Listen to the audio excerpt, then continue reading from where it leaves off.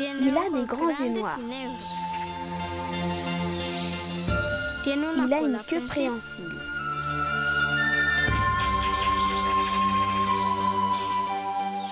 Il a de petites pattes comme celles d'un ours.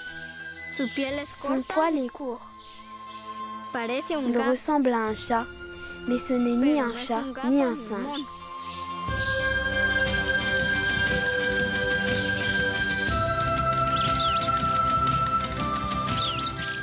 En espagnol, on l'appelle Nicoléon.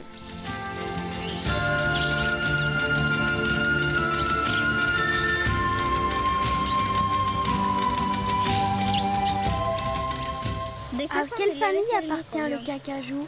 À ton avis, à quelle espèce? À la famille du singe? Non, il fait partie de la famille des ratons laveurs, des coatis et des pandas, bien qu'il ait des points communs avec les singes. C'est pour cela d'ailleurs que de nombreuses personnes croient que c'est un singe. Où vivent les quinquajous? Les quinquajous se trouvent au nord du Mexique, en Amérique centrale et Amérique du Sud. Cet ours miniature d'environ 40 cm, qui fait rêver les enfants du monde entier, est un animal très peu connu. Parce qu'il est spécifique aux forêts tropicales du Nouveau Monde. Et surtout, parce qu'il est strictement nocturne. Il dort profondément le jour et ne descend jamais de ses arbres.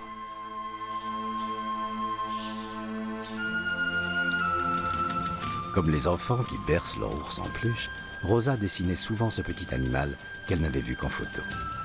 Espérant en observer un de près, elle avait même écrit à des chercheurs de Guatemala City. Puis un jour, son rêve est devenu réalité. Maria José lui a répondu. Maria José Iturbide est chercheure biozoologiste au Guatemala. Elle étudie depuis plusieurs années un sujet demeuré relativement inconnu, les quinquajous. Compte tenu de la difficulté qu'il y a à les approcher la nuit dans la forêt, Maria a trouvé cette île minuscule où elle peut observer les quinquajous plus facilement qu'ailleurs. De très près même, jusqu'à plonger son regard dans les yeux brillants du quinquajou.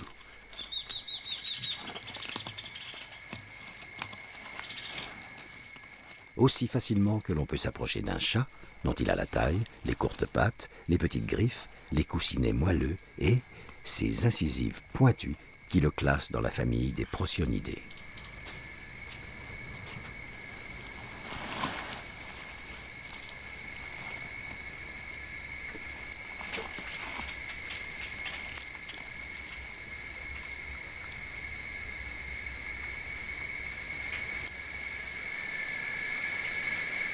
Un garde forestier vient de récupérer un jeune quinquajou rescapé du trafic animalier.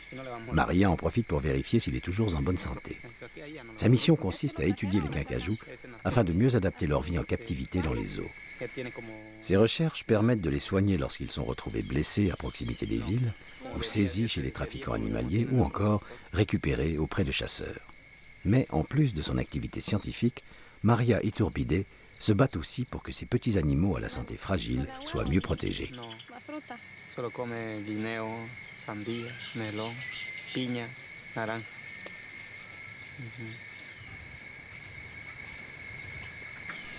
C'est un jeune. C'est encore un bébé. C'est pour cela qu'il a des petites dents. Il veut attraper ma main avec ses pattes. Il est très souple. Il est nerveux. C'est un petit mâle. Malgré son pelage très doux, le quinquajou a heureusement échappé au grand commerce de fourrure du siècle dernier, tandis que ses cousins, les ratons laveurs, mouraient chaque année par millions pour leur fourrure. Le quinquajou restait caché dans ses trous d'arbres durant le jour. Et comme les chasseurs n'aimaient pas travailler la nuit, il resta un produit beau mais non rentable.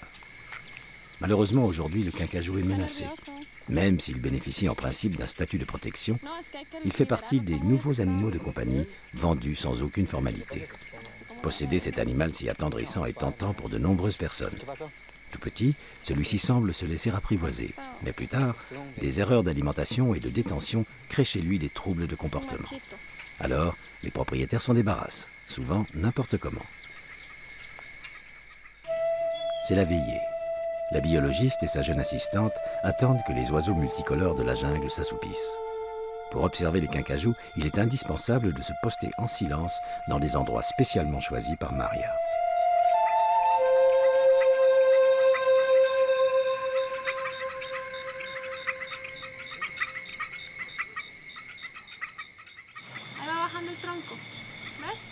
Maria a choisi une nuit de pleine lune, afin que la lumière permette de mieux voir les kinkajous, tout en les dérangeant le moins possible.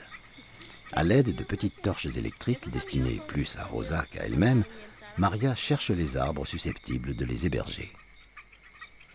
C'est un animal nocturne. On voit d'ailleurs ce cieux briller.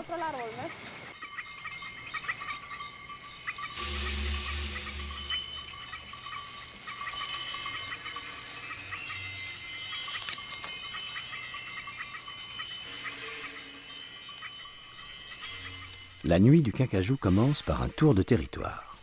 Il grignote d'abord les fruits sauvages faciles d'accès. Cette petite gymnastique de réveil lui permet de vérifier la présence éventuelle de ses prédateurs, qui sont surtout des félins tels le jaguar et le chat sauvage.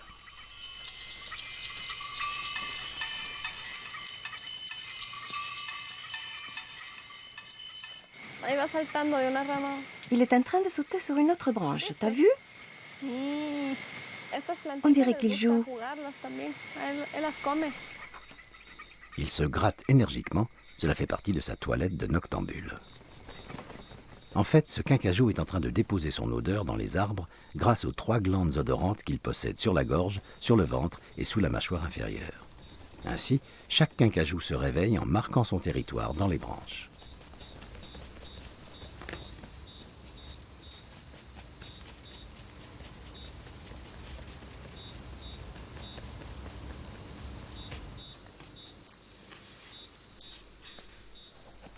À cause de cette longue queue enroulée comme une écharpe autour des branches, on peut prendre le kinkajou pour un singe.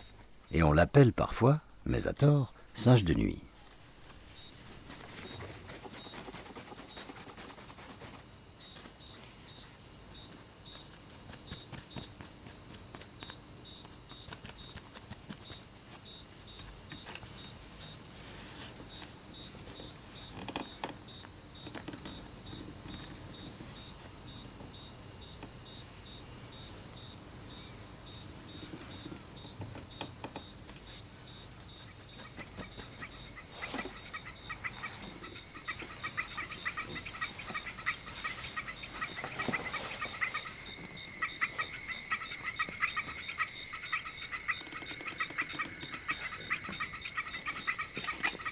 Est-ce qu'ils vivent en groupe?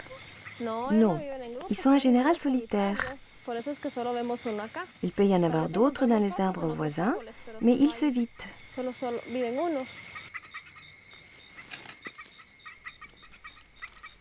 Vers 1h du matin, aussi agile qu'une belette, il fait la fête, en solitaire, mais s'amuse tout autant. L'acrobate, malgré tout, reste très prudent.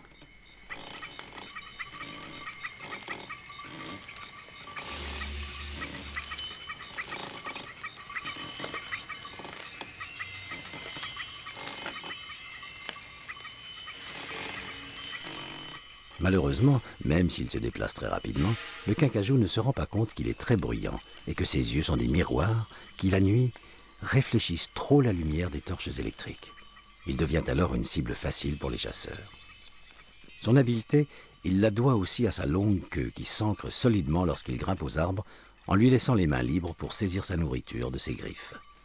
Aucun autre carnivore du continent américain ne possède une telle queue préhensile.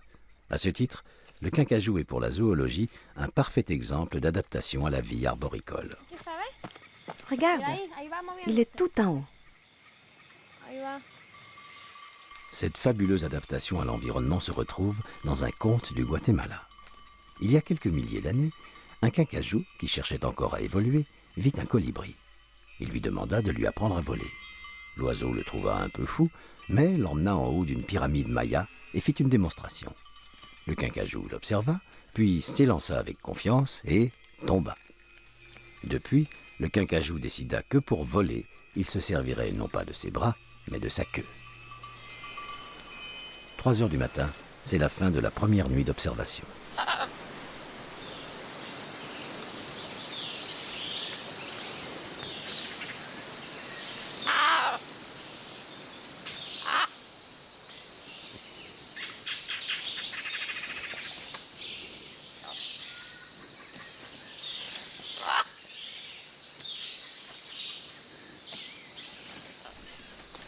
Il arrive parfois que le petit matin surprenne le quincajou adolescent encore plein d'énergie. Bien qu'ensommeillé, il joue avec ses pieds comme un bébé.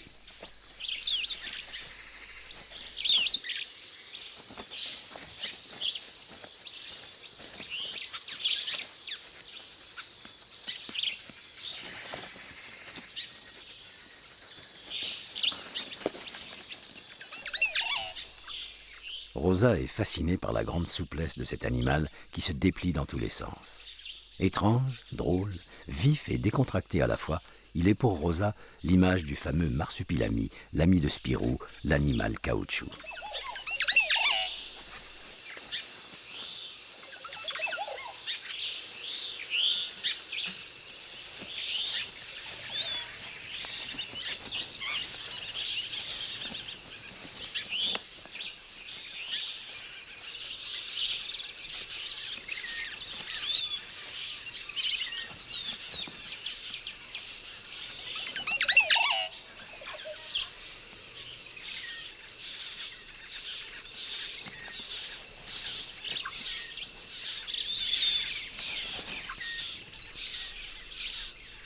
L'odorat est son sens le plus développé. Ces odeurs, laissées par ses glandes le long des branches, servent à signaler sa présence aux autres membres de son espèce et même à communiquer avec eux. À la moindre odeur suspecte, il grimpe au sommet des arbres.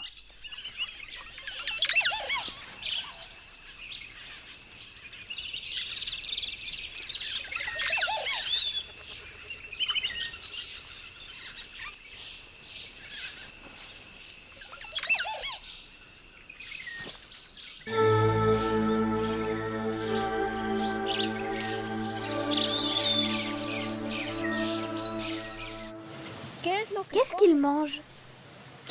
Ce sont des animaux omnivores. Ils se nourrissent de viande, d'œufs, de graines et de fruits.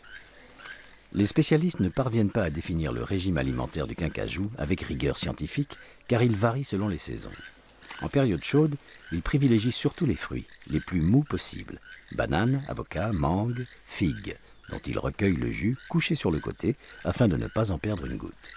Mais il est aussi insectivore, et même un peu plus, puisqu'il lui arrive de dévorer des œufs d'oiseaux, des petites grenouilles et des abeilles.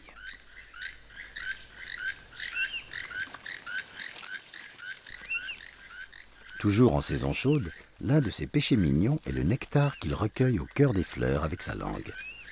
Il participe à la dissémination des graines ainsi qu'à la pollinisation des fleurs. En effet, lors de ses va-et-vient, son museau se couvre de pollen qu'il dépose d'une fleur à l'autre.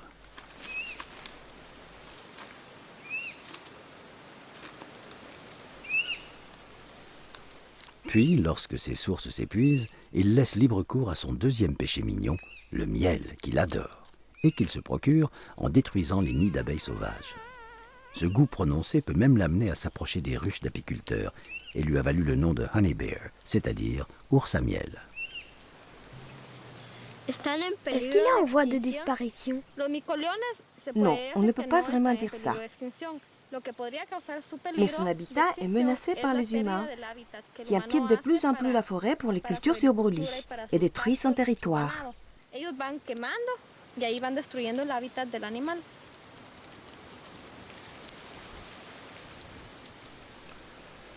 Deuxième soir. La fillette est tout à fait convaincue que le quincajou de la nuit dernière reviendra au rendez-vous à la même heure. Cette confiance est due au travail de Maria, qui chaque année a su habituer ces animaux craintifs à sa présence. Ces nuits particulières se déroulent exactement durant la période de reproduction. Et ce deuxième quincajou qui vient au rendez-vous est une femelle. Entrée délibérément sur le territoire du jeune mâle, elle est en train de se renseigner sur lui, grâce à ses odeurs, bien sûr. Le mâle, lui aussi, a bien localisé l'intruse, mais ne s'en approche pas encore, surtout pas. En passant derrière elle, il recherche ses traces. La dispersion de ces odeurs avait un but, attirer celle qui l'attend depuis un an. Un an, car hormis la période de reproduction, ces farouches solitaires évitent tout contact. On connaît mal l'influence de la lune sur les quincajous, mais des observations montrent qu'ils réduisent leur activité durant la pleine lune pour éviter les prédateurs. Et puis, constatation étonnante, les couples de quincajous restent ensemble durant 28 jours. Exactement le temps d'un cycle lunaire.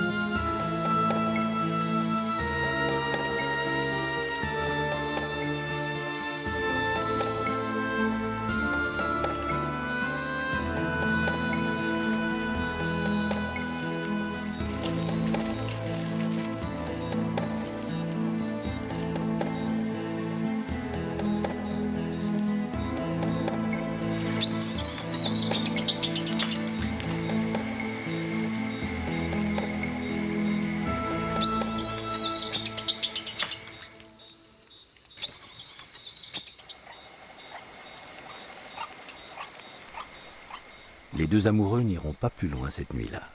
Ce qui laisse Rosa pensive. Le monde des Quincajous serait-il si peu convivial? Maria lui explique que la patience est de rigueur. Ces deux-là viennent de vivre 1 an de célibat. Après une telle solitude, on comprend que leur premier rapport soit rempli de timidité et que le grand amour ne soit pas pour tout de suite. Ce sera pour demain, à la prochaine nuit de pleine lune.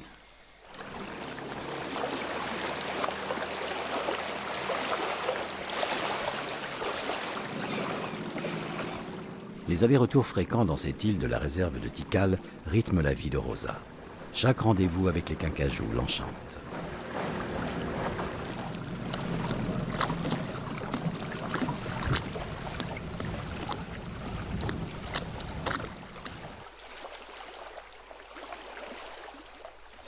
À la tombée du jour, Maria attend sur le lieu stratégique.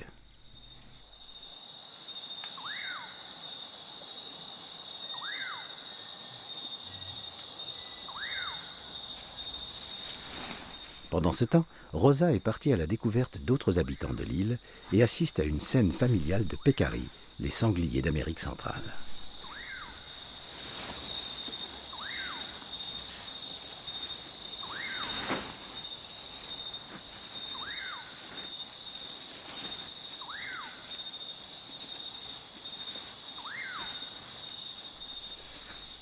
Devant elle se jouent les tout premiers pas d'un jeune pécari d'à peine 1 jour, qui confond encore sa tante avec sa mère et à qui il faut indiquer le chemin de la tétine.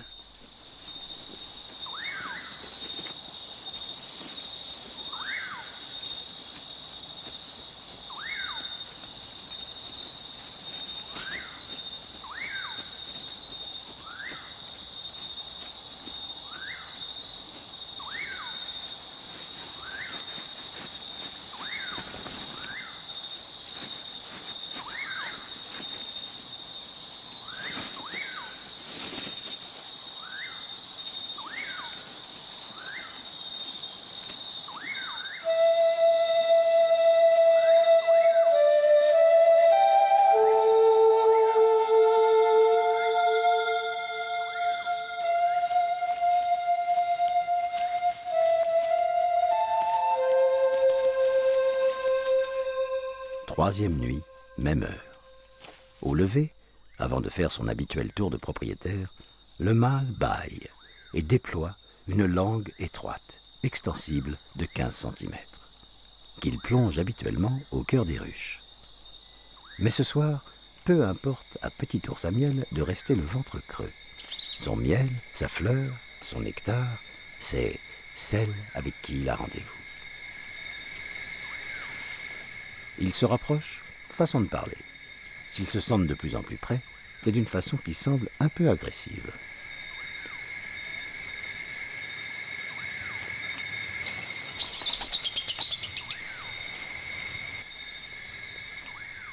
Maria et Rosa constatent un changement sensible des cris émis par le quincajou.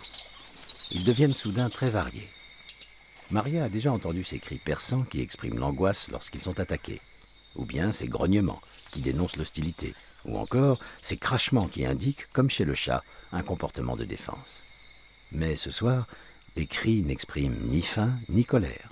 Ce sont des approches de contentement. Puis des jacassements qui traduisent une excitation plus élevée. Et enfin, des gazouillements que le quincajou pratique lors de contacts amicaux ou amoureux.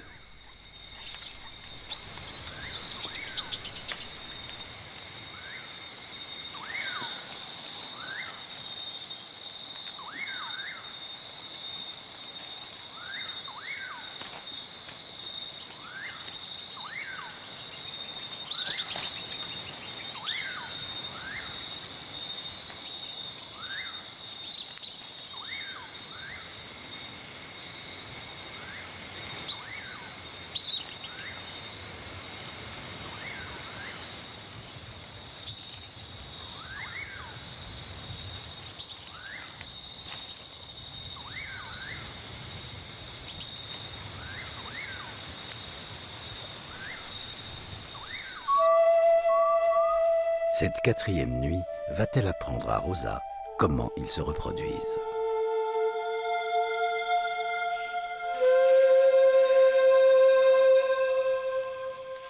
Comment peuvent-ils avoir des enfants s'ils vivent seuls?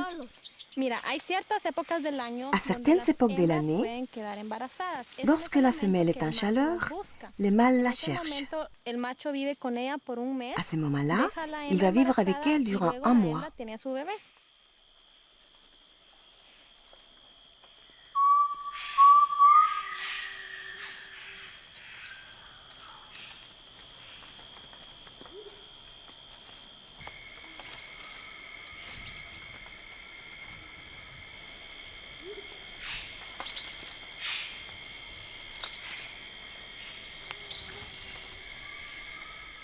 Le couple a choisi le haut d'un cocotier pour protéger ses amours.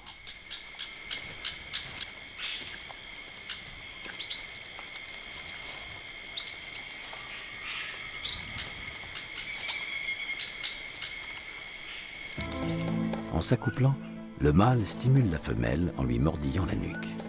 Il n'y a plus d'agressivité. C'est maintenant l'heure des vrais câlins.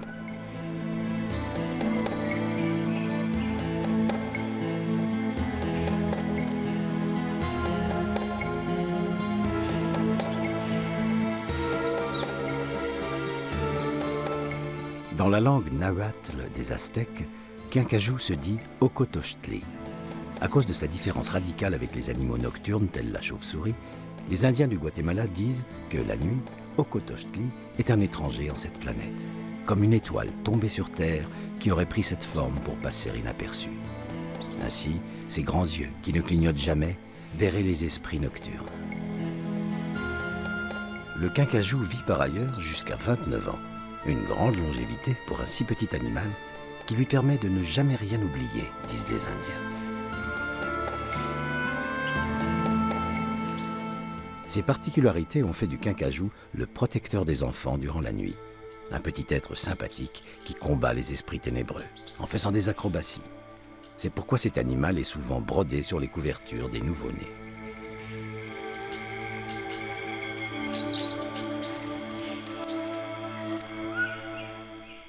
Cette histoire restera belle, même si dans 28 jours, le mâle quittera la femelle et ne la reverra plus. Un bébé unique naîtra de leur union. Maintenant que tu as vu vivre les Quincajous, en voudrais-tu un chez toi, comme animal de compagnie?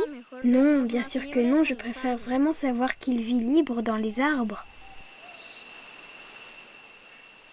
Quelques semaines plus tard, Rosa a découvert sur Internet que de nombreux enfants à travers le monde prenaient pour pseudonyme celui de Quincajou.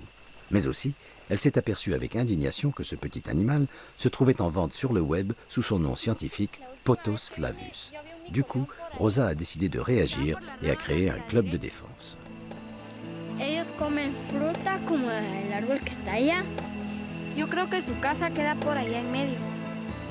Rosa et ses amis se sont lancés dans une vaste entreprise. Envoyer des emails aux enfants du monde entier pour obtenir tout simplement le respect de la Convention internationale sur le commerce des espèces menacées d'extinction. Comme l'ours et le panda, ce petit animal doit continuer à occuper le monde de notre enfance, ou plutôt l'enfance du monde.